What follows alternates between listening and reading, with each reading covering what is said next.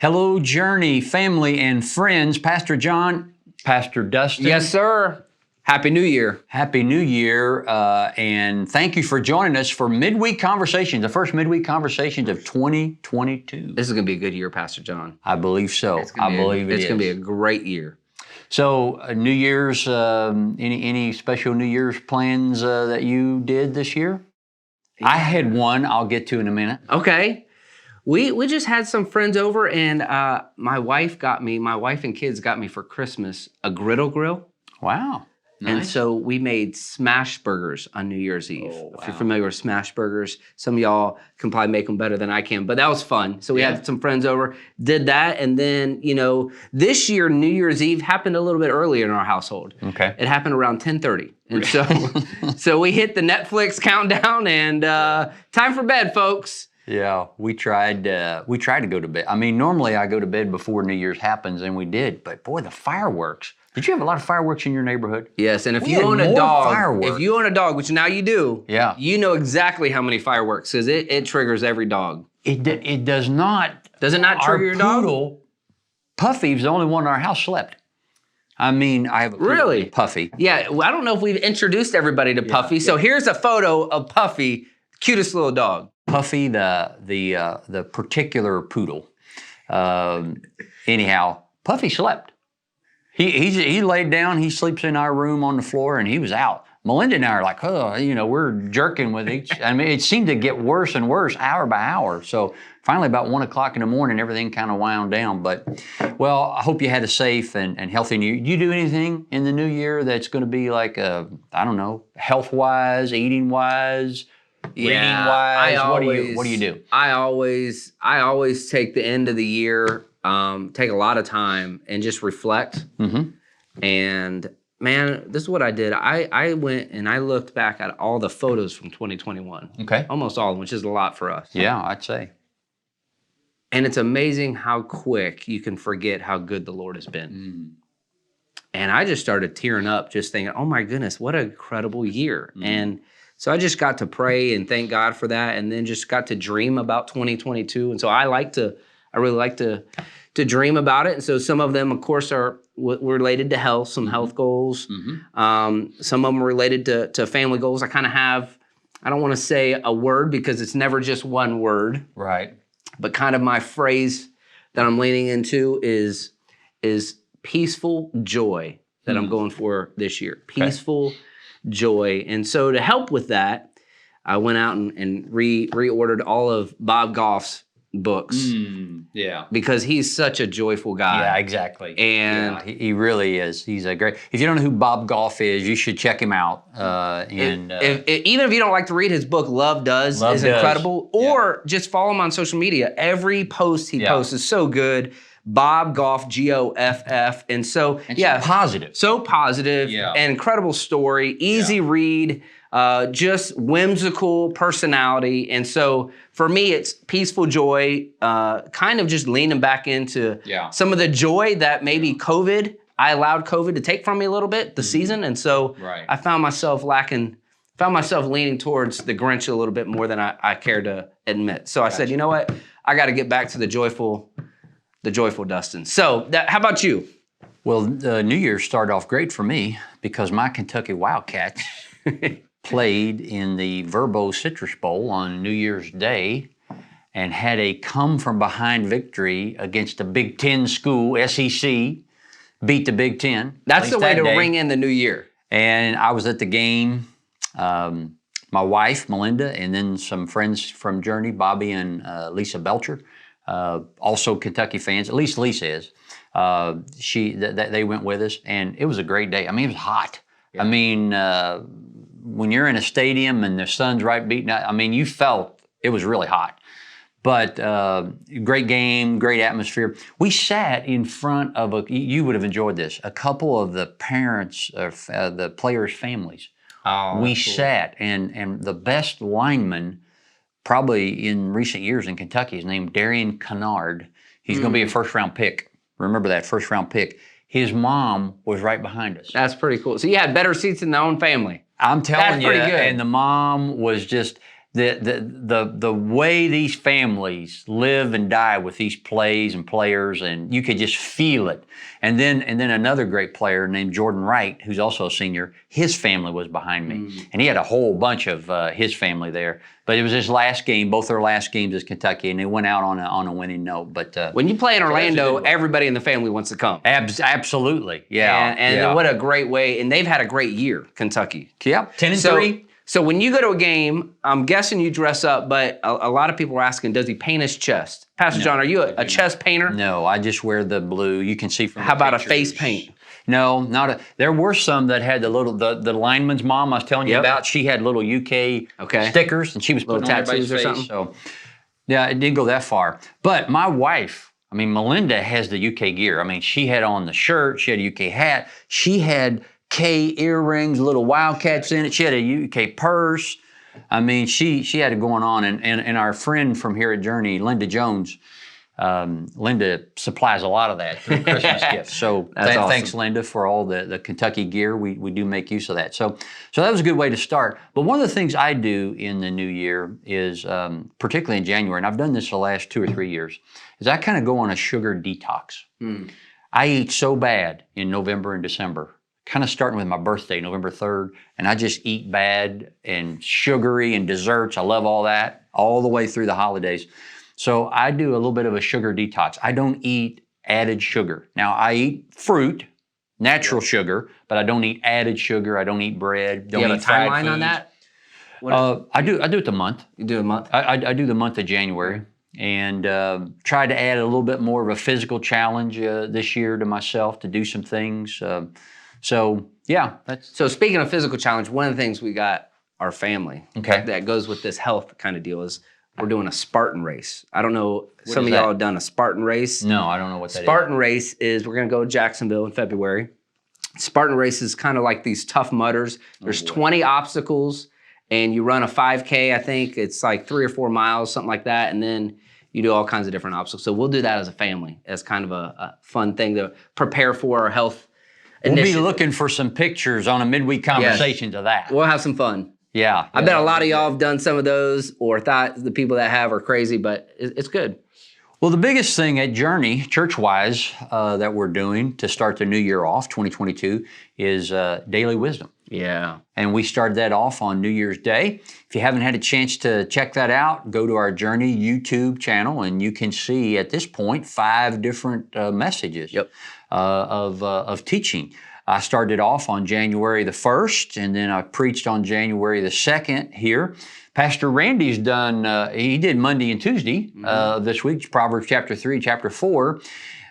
So this year, when we've done the daily, we did daily Acts February of last year, doing daily wisdom, the book of Proverbs this year, it's not just pastors, we're doing some ministry residents, and today's teaching was Brother Tiaga, Josh Tiaga. Yep. Not just residents, we also have ministry leaders. Tammy Joseph's going to be doing it. Right. And Joshua Tiaga, one of our residents who many of y'all know and love. Yeah, if you didn't hear his message, check it out today. Did a great job. Yeah, and Trey Clifton, another ministry resident. He is Proverbs chapter 6. Yeah. So I think that's the next day. So you'll get to hear from them, and what a great opportunity for them, but then a great opportunity for us to be able to lean in and listen to some younger voices and how they're seeing the context of the Lord in Scripture. And I love Proverbs. I like that we do this. As a matter of fact, my own personal rhythm, I want to throw this out there in case you want to make it part of your rhythm. Maybe you go through Proverbs this month, and you're like, man, that wasn't hard. It wasn't long. It was good.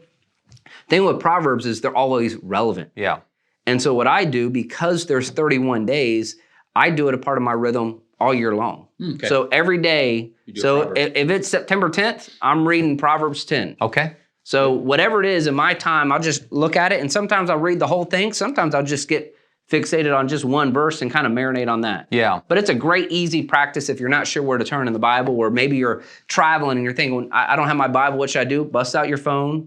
Go to that day's proverb. Well, one of the things we're asking you to do is to do the Daily Wisdom Challenge. And the Daily Wisdom Challenge has 3 different levels to it. Level 1 is I will read 1 chapter, like Pastor Dustin just said, of Proverbs a day. So it's great to do it on the corresponding day. Doesn't have to, but the January 5th, do Proverbs chapter 5. And then just do one chapter a day.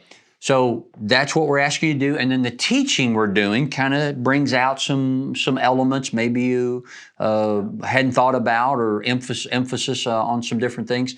So that's level 1. Level 2 is I'll pick out one verse from that chapter, and I'm going to write it down. I'm going to meditate on it. I'm going to think about it. So from day 1, Proverbs chapter 1, verse 7, the fear of the Lord is the beginning of knowledge, but fools despise instruction and correction. I remember day 2 challenge was Proverbs chapter 2, I think verse 6. For the Lord gives wisdom, and from His mouth comes understanding and knowledge. So pick out a verse like that. Post it on social media. If you're on the YouTube channel, put it in the comment section. I've been putting mine there in the comment section. I've been tweeting mine as well. So wanting to do that every day. So encourage you to do that. Meditate on that. See if God doesn't make you wiser just from that one verse. And number 3, don't take the journey alone. Level 3, share your journey with someone. So Melinda and I talk about this together. Husbands and wives can do that. If you're in a group, if you got coworkers or just friends, however you want to do that. Here's the good part with Proverbs is there are some things in Scripture that some people might either be offended by or they don't want to hear, and I'm not saying that you still shouldn't share that. Right. But Proverbs are universally accepted. There's just so you could take them to any coworker and they'll say, "Oh man, that's good. Where'd you get that?" Yeah, right. "Oh, I got it from the Bible." Yeah. There's so much wisdom, so much financial wisdom, so much wisdom and work, everything in Proverbs that it is easily to share with anybody. And we're going to talk about all those different things as you read through Proverbs. It really does touch on the human experience in so many ways. And as we said, it's kind of written from Solomon to his son or sons.